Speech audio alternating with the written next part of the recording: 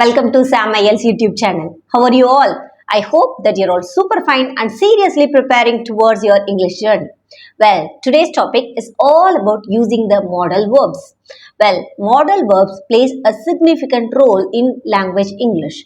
Whether you want conversational language or whether you want written language in English, modal verbs play a significant role. What are these modal verbs? Modal verbs are helping words, just the helping words. And we have a list of few words and where to use which word plays a significant role. So here today I'm going to tell you what are all the modal verbs and where to use it and how to use it with a proper example. That actually helps you a lot. So if you have a pen and paper, please note it down very carefully so that this will actually help you in your conversational language. Alright, without any further delay, let's deep dive into today's topic. Right, the first modal verb that I'm going to discuss you here is can. C-A-N, can. We all know this modal verb and we use it quite often. When you want to request something, you can use this word can. Can you give me your pen, please? Can I use your mobile, please? Can is a modal verb that actually, when you want to use the request, you can use this verb called can. Clear? Alright, let's move on to the next verb. The next verb is could. Most of the people often confuse between can and could.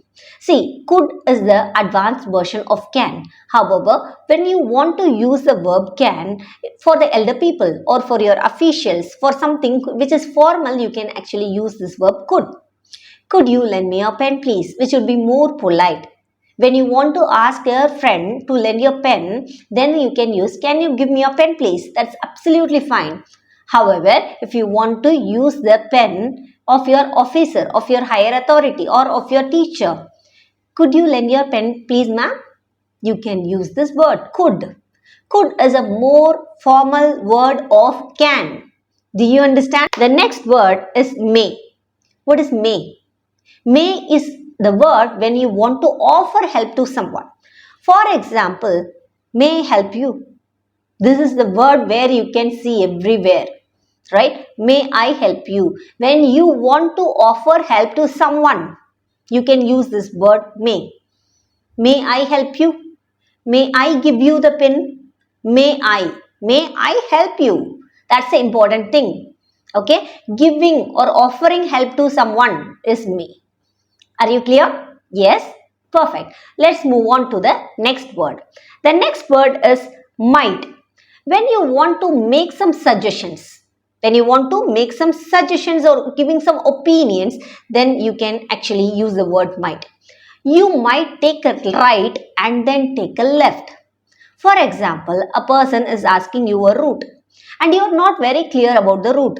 However, you try to suggest a route. When you are giving your own opinion on suggestion which is not very clear, then you can use the word might. You might go right. So the thing is that you are telling that, okay, please take the right. If you know very clearly, then you can actually you can take the right. However, if you are not clear, you cannot use the modal verb. You cannot use can.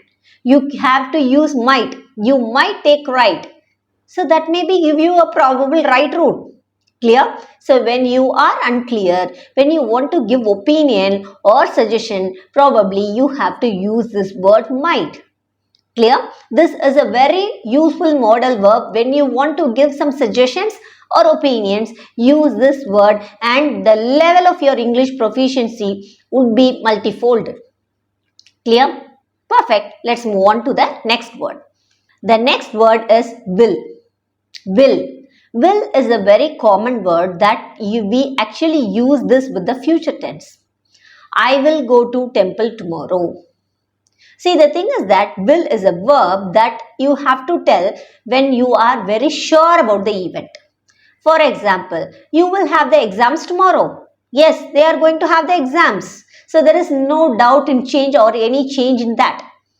So you can use this word will when you are very sure about the event which will happen the next day, which will happen in the future, not only the next day, next week, next month or so. But the thing is that when you are sure about the event, use the word will. That will actually help you. Clear? Right. The next word that I'm going to give you is that would. Would. Would is the thing, again, the politeness. When you want to say something to the higher official, or when you want to say something to the authority, when you want to request something, you can actually use would. Would is the same form of will. Will, would, both are same forms. However, the formal and the politeness will actually be multifold in would. So when you want to say something to the higher officer, you can ask this. Would you give me permission, sir? Would you give me permission? So when you want to ask leave, would you give me a leave? Perfect. You can ask this, right? So would is more polite and more formal. So when you want to ask, when you want to say something, this will happen for sure. You can actually use this word would. This would actually help you to give more formal thing. Are you clear with this? Will and would? Perfect. Let's move on to the next word. The next word is shall and should. See, will, would, shall, should. Will is the same thing as shall. When you use the future tense, for example, simple future tense, I shall go to cinema tomorrow. Shall means may be. See, it is not very clear. It is not a sure event. It is an unsure event. I maybe go to cinema tomorrow. I shall go to cinema tomorrow. Clear? So, when you are unsure about the event, you can actually use the word should or shall. Then what is should? Should is actually same as the shall, however, with more politeness. When you want to speak formally to the higher official, you can actually use the word should. Should you?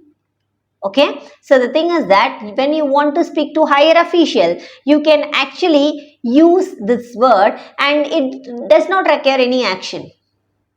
Probably you should come to school tomorrow. You should come to school tomorrow. Clear? Which means you may come to school tomorrow. Okay, he may or may not come. That is his decision. Okay, but if you say you would come to school tomorrow, which means they have to come because that is a sure event. Here, should is an unsure event, whereas would is a sure event. Are you clear with these four verbs? Will, would, shall, should. If you use these four verbs clearly, probably your future tense will be more clear. Because most probably we will use only these words in the future tense. Whether it is a simple future tense or the future continuous tense, we will use this thing. So make it very, very clear where to use shall, where to use will, would, should. Got a clarity regarding these four modal verbs? Clear. The next modal verb that I am going to give you is that must. We know must is a very significant word and it is a very common word. Must means it is a short process. Also, you have to do, you don't have any other option. You must write your homework. You must, which means you need to write. You don't have any option. You must write this homework. Clear? So, you must, which means you need to write. Okay? You don't have any option to skip. You must write your exam. You must go to the office tomorrow. You must do cooking tomorrow, whatever it is. So the thing is that you must, which means you have to do, you don't have any other option. And there is another one special word which is called as ought to. See, ought to is a special word which we don't use in our regular day-to-day lives. However, if you do in the written communication, that would be enhanced your English. So, ought to, which means the obligation which we give to someone. For example, you are ought to do this, which means, see, you can do this. We are giving an obligation. Obligation is again a request, right? So, when you want to request a leave or letter, whatever it may be to the higher officials, you can use this word ought to.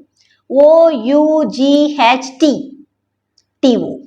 When you write something Okay, right, when you write a permission letter or something of that sort, you try to use this word, and seriously your higher officials would be impressed.